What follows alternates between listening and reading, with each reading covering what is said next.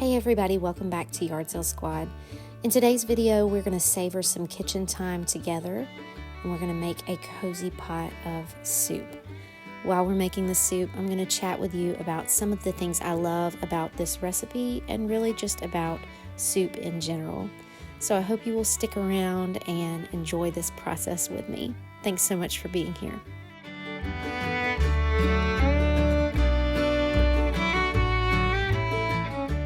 So today you find me on a Saturday evening getting ready to make a pot of soup in preparation for Sunday lunch. So I have been sick with a cold that I have really had a hard time shaking.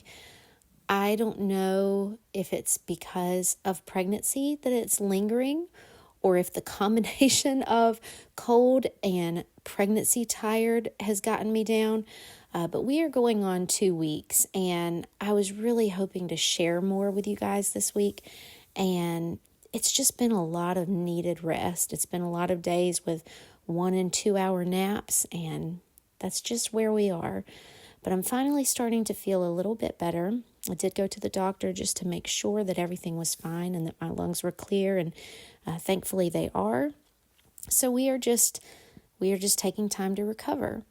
So like I said, you're finding me on a Saturday night, and I am prepping the first component of this recipe, which is taco meat. So this is a taco soup. This is a recipe that I made up. It's very simple. And the first time that I made it using leftover taco meat that I already had. It was just a way to repurpose leftovers. If you want any tips or tricks or advice on how to frugally feed your family, I've been making several videos on this topic lately, and I will link those down below and at the end of the video. But one of the things that I do is I like to make my own taco seasoning. The recipe that I've found that I like is the Pioneer Woman taco seasoning recipe.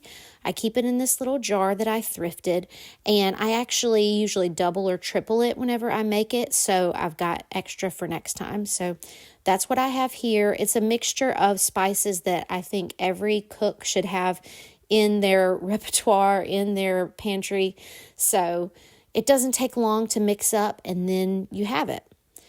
I'm also adding some onion. So I usually add onion and garlic whenever I'm cooking ground beef anyway, whether it's for taco meat or spaghetti sauce. But I'm going ahead and adding it because this soup is normally something I do on the stove. But tomorrow I'm going to be making it in the crock pot. So I'm going ahead and adding these onions now because I think that they really do better in the soup when they have been sauteed. I don't like just sticking them in the crock pot raw. I'm sure they'd probably turn out fine, but I prefer to do it this way. So I add 2 tablespoons of that taco seasoning mixture, and then I add about 1/3 cup of water. And as I said, I've added some minced garlic here. I've added that onion, and I'm just letting everything kind of get combined and make sure that my vegetables are nice and soft. Cooking meat and freezing it ahead of time is something that I'm sort of new to. I'm used to buying things and freezing them. I'm used to pulling things from my freezer quite a bit, but this is really something that I'm exploring, is the idea of buying meat in bulk whenever it's on sale, and then going ahead and preparing it maybe as specific as taco meat, or maybe just as generic as cooking it with salt and pepper and garlic and onion, and then just having it available. Whenever the taco meat is ready and in the freezer, like it was the first time I made this soup, it comes together so quickly, because usually I think what takes the longest is getting the meat prepared, and that is already done for you. It's already, a step out of the way. So it's Sunday morning now, and we are getting ready to head out the door to church. So I just wanted to show you how easily and quickly the soup comes together. My son wanted to help, so he's going to put the meat in the crock pot, and then we're going to continue adding the rest of the ingredients.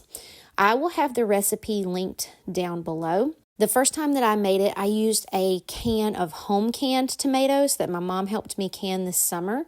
I thought I had another can of those, and I did not. So I actually used diced tomatoes from the store, and you don't see them here. I added them later, but You could use diced tomatoes. You could use stewed tomatoes. Honestly, if you wanted more of a thicker consistency, I think you could use tomato sauce as well.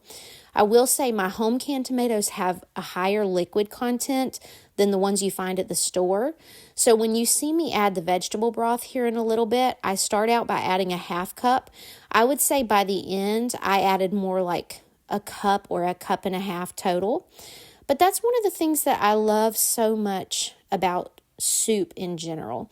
I told you I was just going to talk about soup and what a great food it is. Obviously, we love soup in the colder months, especially because it is so comforting. But also, I find soup to be a very forgiving food to cook. So in other words, you can add more ingredients, and I'll talk about that a little bit later. You can thin it out. You can bulk it up. You can also substitute ingredients whenever you need to. And I find that because it's sort of like a hodgepodge, and it's an intentional hodgepodge. There's a recipe to it. You can also just throw some ingredients together like I did. It's just a really great category of food, in my opinion. I could eat soup a couple of days a week and not get tired of it because I think there's so much variety as well. So I was talking about adding the broth. This is a perfect example of substituting. Last time I made this recipe, I used beef broth. I could have sworn that I had a carton, but I didn't. So here I'm using vegetable broth. Again, it's so forgiving, it really doesn't matter. And the soup turned out just fine. I don't think anybody would have known that this wasn't the broth that I intended to use for the soup. So like I said, later on I will add the tomatoes to that. And here I'm just gathering some ingredients. We are going to be eating at my mother-in-law's today. Usually we spend Sunday lunch with family. And this has just become such an important part of our week. We just really enjoy spending time eating with family. So I'm packing up those extra ingredients in case I do want to bulk up the soup. And once I got there, I decided I did want to kind of bulk it up. If I'd had another can of beans, I might have added them, but I didn't have that. But I did add an extra can of corn, and I brought the seasonings, but I actually did not need them. But everything turned out so delicious. Like I said, we do Sunday lunch together regularly, and we try to balance it between cooking together and eating out or ordering in.